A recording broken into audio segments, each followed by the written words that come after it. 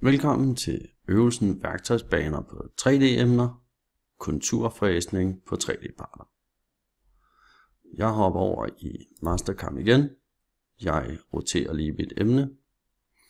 Jeg går op i kontur, men inden vi trykker på kontur, skal vi lige huske at vælge C-akse, så vores planer ligger rigtigt. Nu roterer jeg den lige lidt, så vi kan trykke på konturerne. Nu står den til solid, så her kan jeg markere mine flader, men det jeg faktisk gerne vil markere, det er den kontur, der ligger hernede i bunden.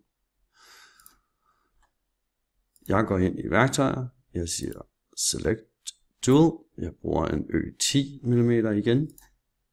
Jeg hopper i Cut parameter. Igen så kan vi sætte et skrub eller slettillæg, som hvis det nu skulle være pasninger.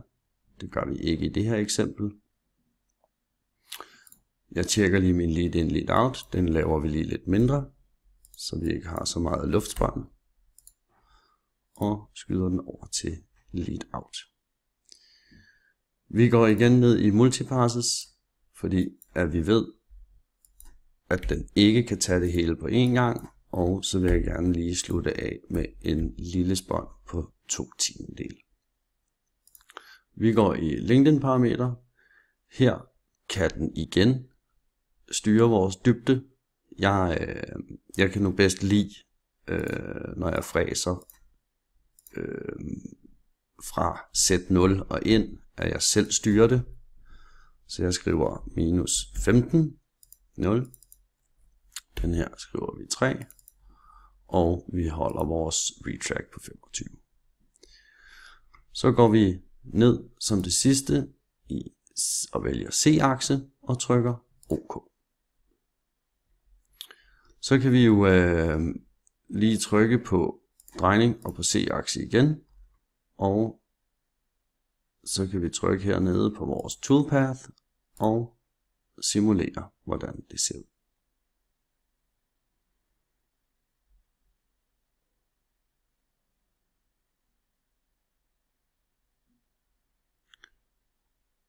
Og til sidst lige se hele emnet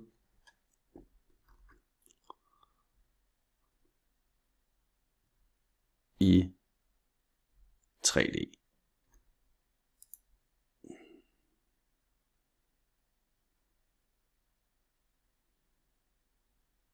Og det ser rigtigt ud, bortset lige fra at den i simuleringen hakker den hjørnerne af, men det er igen bare en glitch i Mastercam. Nu er det jeres tur til at prøve. God fornøjelse.